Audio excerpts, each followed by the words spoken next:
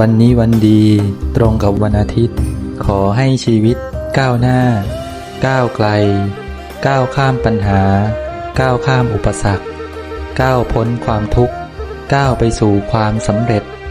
ก้าวไปสู่ความหวังก้าวไปพบแต่สิ่งที่ดีๆก้าวที่มีความสุขสิทธิกิจจังสิทธิกัมมังขอให้กิจการงานสำเร็จสิทธิการิยะตถาคโตขอให้การกระทำทุกอย่างจงสำเร็จสิทธิเตโชชโยนิจจังขอให้มีอำนาจที่ยั่งยืนสิทธิลาโภนิรันตรังขอให้มีโชคมีลาภตลอดกาลและนาน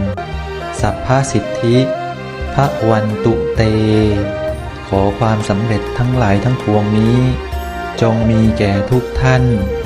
เทอญ